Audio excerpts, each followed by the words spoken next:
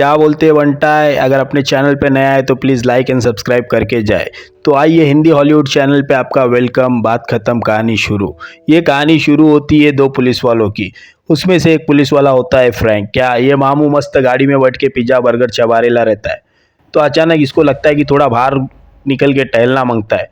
जैसे ये गाड़ी के बाहर निकलता है ये देखता है अरे ये क्या, एक बंदा एक बंदी को लेके जा रेला है ठोकने के लिए। उसको लगता है चलो जाके अपन भी मस्त लाइव नज़ारा देखते हैं। पर इधर आके तो अलग ही गड़बड़ दिखता है। इसको दिखता है कि अरे ये तो साला इसको मार डालेगा, ये तो किलर दिख रेला है। तो अचानक ये जाके उसके पास बोलता है चल बंटा अपना हाथ ऊपर कर ले, नहीं तो मैं सीधा तेरे को ठोक डालेगा। ये बोलता है तू ठोक दे, तू कुछ भी कर, पर मैं तो इसको मारेगा। ये इसकी बात सुनता नहीं है, बात को इग्नोर करता है। तो इसको समझ में नहीं आता, ये सीधा बंदूक दाग देता है, छाती में ठोक देता है। ये बंदे के हाथ से हथियार गिर जाता है और ये चिल्लाने लगता है। फिर ये नज़दीक जाता है, देखता है ये बंदा जिंदा है कि मर गया। जैसे इस बंदे के पास पहुंचता है ये बंदा इसको पकड़ के बोलता है देख तूने मुझे मार के गलत किया, बेटा ध्यान रख जेनिफर। क्या बोल रहा है जेनिफर, जेनिफर बोल के जैसे ये मर जाता है तो अचानक इसको समझ में आता है कि ये क्या कर दिया मैंने किसी की जान ले ली। तो एकदम से दूसरा पुलिस वाला आ जाता है और वो देखता है, बोलता है अरे बंटा है तूने ये क्या कर डाला। फ्रैंक बोलता है मैंने इस लड़की की जान बचाने के लिए इसे मार दिया। बोलता है ये तूने गलत किया, अब जो हो गया सो हो गया। फ्रैंक उसे बदल तो नहीं सकता था ना। फ्रैंक फिर उठता है, फिर उस लड़की की जान बचाने के लिए उस लड़की की तरफ देखता है। जैसे वो उसकी तरफ देखता है उसकी काली भयानक डरावनी आंखें देख के वो डर जाता है, डर के सीधा पीछे हट जाता है। फिर उसको थोड़ा सा उस पर दया आती है और वो बोलता है कि बंटा इसकी तो जान बचाने को मांगता है। फिर वो उसके हाथ को खोल देता है। जैसे ही वो उसके हाथ को खोलता रहता है तो अचानक से एक उसका नाखून उसके हाथ पे लग जाता है। एक खरोच फ्रैंक के हाथों पे आ जाती है। जैसे ही हाथ खुलते वो लड़की उसके तरफ अचानक से लपक लेती है। तो उसे लगता है शायद वो डर के इस तरीके से मेरे पास लपक गई। फिर वो उसे उठाता है, उठा के सीधा पुलिस हेडक्वार्टर लेके आता है। उसका पुलिस हेडक्वार्टर में बैठा हुआ चीफ फ्रैंक से कहता है कि अरे ये तूने क्या किया, तूने किसी की जान ले ली। फ्रैंक बनता है तुझे ये नहीं करना मांगता था। फ्रैंक बोलता है कि मैंने वो लड़की की जान बचाने के लिए उसे मार दिया। चीफ कहता है कि तू उसे बिना मारे भी उसे बचा सकता था। बट फ्रैंक का कहना होता है कि उसके हाथ में बहुत तेज़दार हथियार था, शायद वो कोई बड़ा किलर था। तो इस बात पे पुलिस ऑफिसर चीफ उसे कहता है कि वो कोई बड़ा किलर नहीं था, वो तो एक होमलेस और गरीब आदमी था। ये सुन के फ्रैंक हैरान हो जाता है। फ्रैंक अचानक हेडक्वार्टर में जेनिफर की तरफ देखता है और उसकी तरफ आकर्षित हो जाता है। तब फ्रैंक यही सोच सोच में घर की तरफ आता है। घर की तरफ उसे एक छोटी पिद्दी सी लड़की दिखाई देती है जो पड़ोस की एमी होती है। वो एमी को हाय कह के सीधा घर में आता है। घर के अंदर उसे उसकी वाइफ दिखाई देती है। उसकी वाइफ उसे कहती है कि तुम आज बड़े उदास लग रहे हो। इस पर फ्रैंक बनता है, कहता है कि आज एक लड़की को बचाने के लिए उसने किसी का खून कर दिया। ये बात सुन के उसकी वाइफ कहती है कि इसे भूल जाओ और तुम खाना खाओ। अचानक से फ्रैंक का बेटा आ जाता है जो मिसबिहेव करता है। फ्रैंक उसे कहता है कि तुम अब बड़े हो चुके हो, तुम्हें रात रात भर बाहर नहीं रहना चाहिए। उसके वाइफ को लगता है कि फ्रैंक बनता है अपने साथ घपाघप करेगा तो खपाखप सब भूल जाएगा, इसलिए वो फ्रैंक को बुलाती है और कहती है कि आओ मेरे साथ तुम घपाघप कर लो। फ्रैंक के जहन में अभी भी जेनिफर का चेहरा घूमते रहता है, वो जेनिफर की याद करते रहता है। तो वो क्या करता है ना, वो अपने वाइफ को सीधा घुसाने की जगह उल्टा घुसा देता है। इसके लिए उसकी वाइफ उस पर गुस्सा हो जाती है और उससे गुस्सा होकर दूर हो जाती है।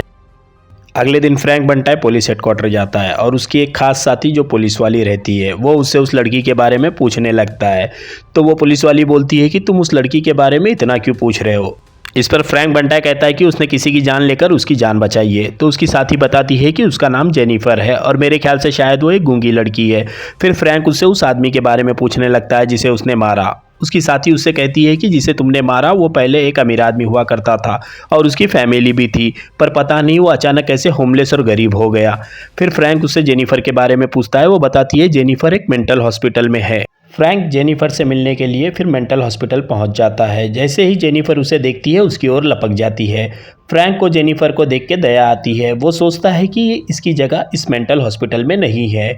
फिर वो जेनिफर को अपने गले से लगाता है और उसे अपने घर ले जाता है।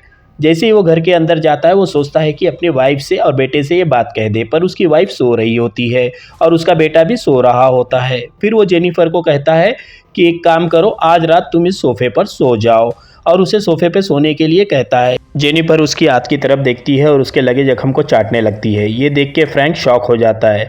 फिर भी वो उसे इग्नोर करके उसे सोने के लिए कहता है और अपने कमरे में चला जाता है। अचानक उसे बिल्ली की आवाज़ सुनाई देती है। जेनिफर जैसे ही उस बिल्ली के पास जाती है वो बिल्ली उसका भयानक चेहरा देख के डर के भाग जाती है और यहाँ पे फ्रैंक मस्त नींद में उसके सपने देख रेला रहता है। फ्रैंक को लगता है कि जेनिफर मिल जाए तो मज़ा आ जाए। फिर अचानक से फ्रैंक की आँख खुलती है और जेनिफर बिना कपड़ों के उसे उसके रूम में दिखाई देती है। ये देख के फ्रैंक डर जाता है कि जेनिफर यहाँ क्या कर रही है। आवाज़ सुनकर उसकी बीवी वहाँ आ जाती है और वो अचानक से उसका भयानक चेहरा देख के डर जाती है और बोलती है कि ये मॉन्स्टर हमारे घर में कहाँ से आया। उसका बेटा ये क्या हो गया, ये मॉन्स्टर हमारे घर में कहाँ से आया, इसे किसने लाया। तो फिर फ्रैंक उसके बारे में बताने लगता है। फ्रैंक कहता है कि ये कोई मॉन्स्टर नहीं है, ये वो लड़की है बेचारी जेनिफर, जिसकी जान मैंने बचाई उस आदमी से। इसे कोई अपना नहीं रहा और ना ही कोई इसे अपने घर रख रहा है, तो मैं इसे अपने घर ले आया। उसकी वाइफ ये सुन के कहती है, अगर इसे कोई अपना नहीं रहा और अपने घर में नहीं रख रहा तो ज़रूर कोई बात होगी। मैं भी इसे अपने घर पे नहीं रख सकती। अगर तुम्हें यहाँ रहना है तो इसे तुम्हें यहाँ से हटाना होगा। जेनिफर ये बात सुन के उसके वाइफ को पकड़ के किस करने लगती है और अचानक उसके वाइफ का चेहरा पूरा चिपचिपा सा हो जाता है। अगले दिन फ्रैंक बंटाए जेनिफर को लेके कहीं छोड़ने के लिए दूर निकल जाता है। जैसे वो उसे लेकर जाते रहता है, अचानक रास्ते में एक जगह वो गाड़ी रोक देता है। गाड़ी रोकते ही जेनिफर फ्रैंक के साथ मज़े करने लगती है। वो फ्रैंक को ऊपर नीचे आगे पीछे हर तरफ टच करने लगती है। ये देख फ्रैंक बहुत खुश हो जाता है। फ्रैंक बंटाए भी बोलता है कि चलो इसमें मज़ा आ रेला है, क्यों ना इसके थोड़े मज़े लिए जाए। फिर वो गाड़ी में ही घपाघप खचाखच शुरू कर देता है। ये देख फ्रैंक को मज़ा आता है। फ्रैंक बोलता है कि इसको तो छोड़ना नहीं मांगता, इसकी तो रोज़ लेना मांगता है। वो उसको वापस अपने घर लेकर आता है। जैसे वो घर के बाहर अपनी बीवी को देखता है, बीवी आकर उससे कहती है, तुम तो इसे छोड़कर आने वाले थे, फिर तुम इसे लेकर क्यों आ गए।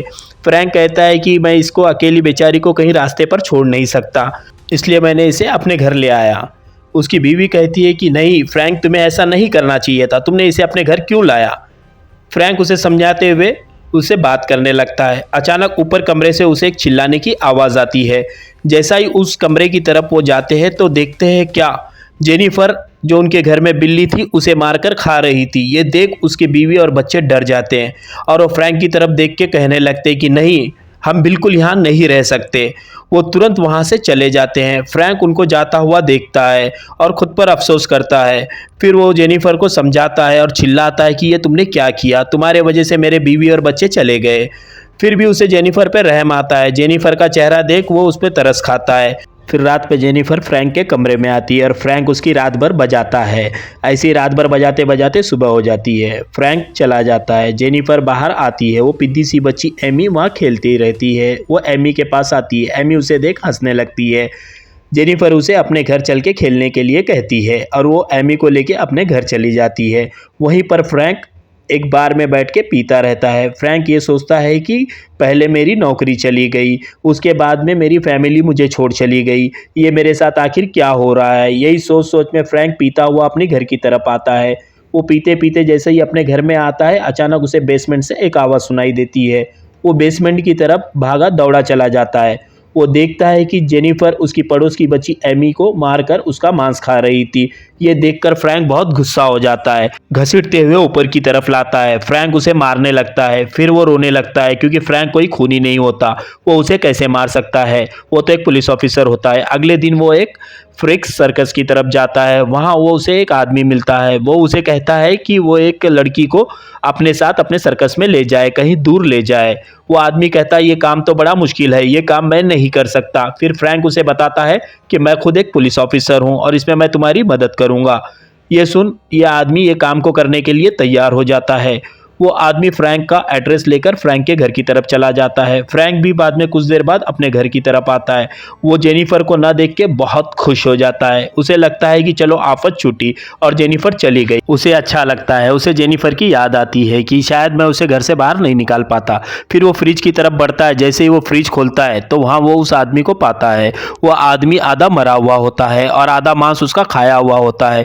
ये देख के वो डर जाता है। उसे लगता है कि जेनिफर यहीं है। फिर वो जेनिफर की तरफ देखता है। फिर वो फैसला करता है कि वो यहाँ से कहीं दूर चला जाएगा। फिर वो रात में उस आदमी के शव को वहीं गाड़ देता है। गाड़ने के बाद वो सवेरे अचानक जेनिफर को लेके कहीं दूर चला जाता है, अपने पुराने गेस्ट हाउस पर, जो एक जंगल के बीचों बीच होता है। वो सोचता है कि ये जेनिफर के लिए सही जगह होगी, यहाँ पे जेनिफर और मैं सेफ रह सकते हैं। फिर वो उस जंगल के बीचों बीच आके जेनिफर के साथ खपाखप करने लगता है और उसके साथ मज़े लेने लगता है। फिर उसे एक नौकरी की तलाश होती है, पड़ोस के शहर में वो नौकरी के लिए चला जाता है। वहाँ पर जाकर एक शॉप ऑनर से वो बात करने लगता है। वो कहता है कि मैं आपके यहाँ पे कोई भी काम कर लूँगा, मुझे काम चाहिए, किसी भी हाल में आप मुझे काम दे दीजिए। वो औरत उससे कहती, आप तो यहाँ नए लगते हो। फ्रैंक कहता है, नहीं मैं यहीं का हूँ। वो उसे बात कह के काम करने लगता है। वो उसे वहाँ काम दे देती है। काम करके वो शाम में खाने पीने का सामान लेके अपने घर पहुँचता है और वो देखता है कि जेनिफर पूरा दिन से भूखी होगी। फिर वो जेनिफर को खाने के लिए कहता है। अगले ही रोज़ वो अपने काम के ऑफिस आ जाता है। वहाँ उसका बेटा उसके ऑनर से बात करता रहता है कि मॉम मुझे आज अपने दोस्तों के साथ पार्टी करना है, आप मुझे जल्दी छोड़ दीजिए। मॉम उसे मना करती है। फिर फ्रैंक कहता है कि एक काम कीजिएगा, इसका जितना भी काम है सब मैं कर लेता हूँ, आप इसे छोड़ दीजिए। फ्रैंक बंटाई की बात सुन के वो लड़का बहुत खुश हो जाता है। वो उसे थैंक यू कहने लगता है और वहाँ से चला जाता है। उसकी मॉम कहती है कि आपने बहुत बढ़िया काम किया। एकदम से जेनिफर वहां पर आ जाती है और जेनिफर फ्रैंक को उस शॉप ऑनर के साथ काम करता देखकर बहुत गुस्सा हो जाती है। शॉप ऑनर उसे देख के डर जाती है और वो फ्रैंक से फिर से एक बार कहने लगती है कि पहले तो मैंने कभी यहाँ पे इस लड़की को नहीं देखा। फ्रैंक कहता है कि ऐसा कुछ नहीं है, इसकी थोड़ी दिमागी हालत ख़राब होने से मैं इसे कभी अपने साथ बाहर नहीं ले आता हूँ। तो वो शॉप ऑनर इस बात को मान जाती है। वही दूसरी ओर उसका बेटा एक जंगल में पार्टी करते रहता है। पार्टी करते करते ढिंचक ढिंचक करते करते उसे शौचालय आती है। फिर वो शौचालय के लिए जंगल की ओर जाता है। वहाँ पे वो एक लड़की को देखता है। लड़की को देख वो उसके पीछे भागने लगता है। अचानक वो लड़की पलट जाती है। वो लड़की कोई और नहीं जेनिफर होती है। जेनिफर का चेहरा देख वो लड़का डर जाता है। डर के जोर से चिल्लाने लगता है, पर जेनिफर उसको पकड़ लेती है। पकड़ के उसे वहीं पे मार देती है। मार के अपने साथ ले जाती है। फ्रैंक शाम में अपने जब घर आता है वो घर के अंदर देखता है कि उसे एक आवाज़ आती है चिल्लाने की। वो अपने बेसमेंट की ओर जाता है। वहाँ पे देखता है तो देख के वो शॉक हो जाता है कि जेनिफर वो शॉप ऑनर के बेटे को वहाँ पे उसे मार के उसका मांस खा रही है। ये देख फ्रैंक बहुत गुस्सा हो जाता है। वो आज फैसला कर लेता है कि किसी भी हाल में वो जेनिफर को मार देगा। अब जेनिफर को वो नहीं छोड़ेगा। वो जेनिफर को मारने के लिए उसे जंगल की ओर ले जाता है। वो उसके हाथों को बांध देता है। वो उसे जैसे ही मारने वाला रहता है, अचानक एक शिकारी की नज़र उस पर जाती है। वो शिकारी को लगता है कि वो इस लड़की को मार रहा है। वो उसे समझाता है कि हथियार फेंक दो। फिर भी फ्रैंक कहता है नहीं मैं उसे मार दूंगा। वो उसे गोली मार देता है। शिकारी उसे गोली मारते ही शिकारी उसके नज़दीक जाता है तो फ्रैंक कहता है बेटा अब तेरी लगने वाली है जेनिफर।